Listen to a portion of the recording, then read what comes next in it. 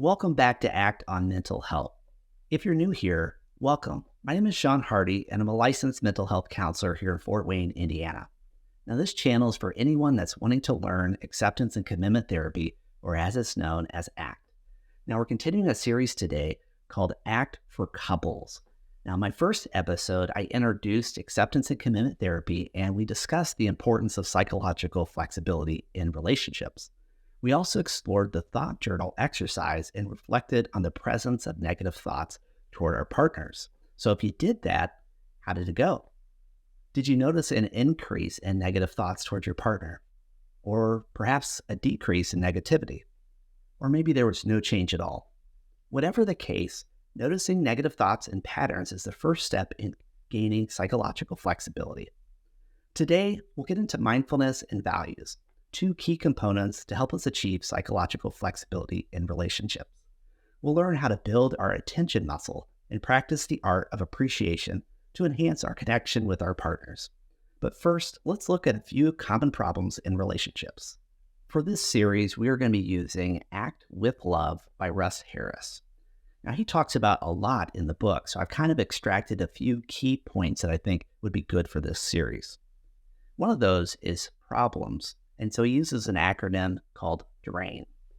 When problems arise in our relationships, we often respond inflexibly in ways that worsen the situation. These rigid or inflexible responses can be remembered with the acronym DRAIN. It stands for disconnection, reactivity, avoidance, inside the mind, and neglecting values. So let's look at these one by one. Let's think about the importance of connection in our relationship. When we connect deeply with someone, we give them our full attention, don't we? We do this with openness, warmth, and curiosity. Disconnection occurs when we are withdrawn, caught up in our thoughts, or we treat our partner as they're a nuisance, as if there's something more important in front of us that we're doing than them. Frequent disconnection drains the warmth and intimacy from the relationship. Now, several years ago, I was a youth pastor, and I would preach this sermon called Who Bumped My Cup? And I'd have a cup of water, and I would go up to the students and accidentally bump into them, and I would say, "Why did you bump into me?" And I would kind of have these reactions. And I would make the point that whatever's in your cup will spill out on others. And we can blame them for bumping our cup, but we also need to take responsibility for our reactions. You know, in reactivity mode in relationships, we get hooked by our thoughts and feelings, don't we? We act out impulsively without self-awareness. You know, this often happens with emotions like anger and frustration, leading us to snap, yell, or blame our partner, which puts a strain on the relationship. We naturally avoid unpleasant feelings, but excessive avoidance can worsen our lives, and it can also worsen our relationships. Strategies like substance use, distractions, and staying in our comfort zone, even endless scrolling on social media, can prevent us from addressing issues and improving our relationship. Avoidance can lead to passivity and people-pleasing, which contributes to stress and dissatisfaction. Our minds are often like chatterboxes that just constantly provide thoughts and feedback, whether we want them to or not. And often this chatter is with unhelpful thoughts and judgments about our partner. We get trapped inside of our minds, replaying old grievances, worrying about the future, bringing uncertainty and insecurity into the relationship. And these disconnect us from our partner and lead us to reactive and impulsive behavior. Values are at the heart's deepest desires for how we want to behave and how we want to feel about ourselves in the world. So when problems arise in relationships, we're often neglecting our values and we're acting contrary to the kind of person that we want to be, whether that's supportive, caring, helpful. We're not acting in that value. This creates more issues in the relationship.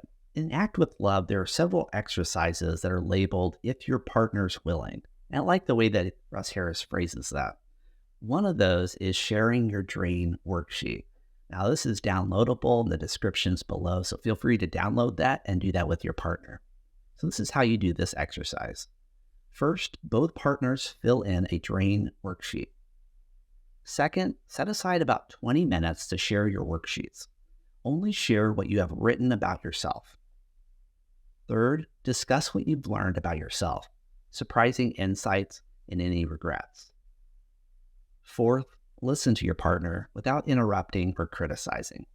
Use this opportunity to understand their perspective. And finally, thank each other for sharing and listening. In this section, I want to introduce mindfulness in relationships. When we think of mindfulness, we know that it's pointing our attention to this present moment. But have you ever thought about mindfulness in a relationship? Mindfulness with your partner? Well, there is a practice in Russ Harris's book, Act with Love, that I think would be helpful. This is how the exercise goes, and you're welcome to pause this video after I explain the exercise and try it out yourself with your partner or alone. First, you're going to notice the environment. So spend 1 minute observing your surroundings. I want you to notice 5 sounds, 5 objects, and 5 sensations. So first, notice the environment. Second, notice your body. Spend about 1 minute scanning your body from head to toe and notice the sensations that are there. Third, notice your breath. Now, it doesn't really matter the method that you use. Usually inhale through your nose and exhale slowly through your mouth. But I want you to spend 1 minute focusing on your breathing. For this next part, we're going to go a little further with our mindfulness with our partner. And I want you to try an experiment. If your partner's willing, I want you to record them doing a simple task for about 5 minutes. Or I want you just to watch them for 5 minutes doing a simple task. And I want you to notice the following areas. I want you to notice your partner's facial expressions, eyebrows, forehead, and mouth. Observe how they move and express emotions. Next, observe how your partner moves their body, their neck, shoulders, arms, legs, hands, and feet.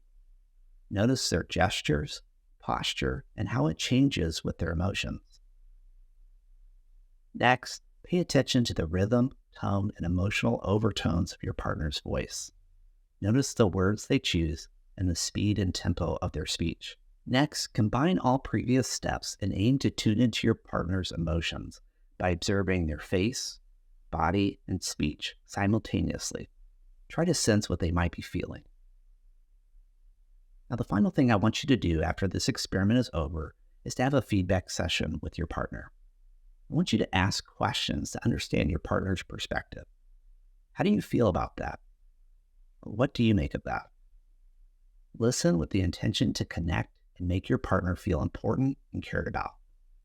Unhook from unhelpful stories and focus on genuinely getting to know your partner.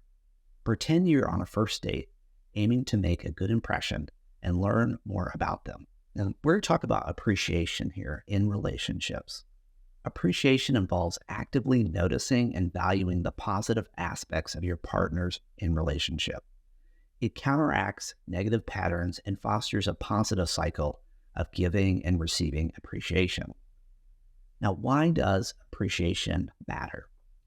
When we feel ignored, dismissed, or taken for granted, we experience a range of negative emotions, from irritation to loneliness. Appreciation makes us feel valued and acknowledged. The word appreciate means to value or prize something. And this is exactly how it feels to be appreciated by your partner. Now let's try on an exercise. I'll show you what we mean. This exercise is found in Act with Love, but I want to add a spin to it that I think will be more impactful if you set it up in the following ways. Now, I want you to get a paper, a pen, or you can write it in your phone, but I want it to be written down first. This means that you've really taken the time to think through what you appreciate about your partner. I want you to notice 3 things that you appreciate about your partner each day leading up to a time that you can do this appreciation exercise. So maybe 3, maybe 6, 9, up to 30.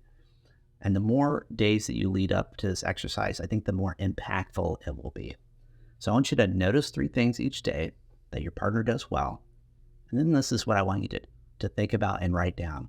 I want you to contemplate what your partner adds to your life. If they were seriously ill or if they left, what would you miss most? And I want you to write those things down.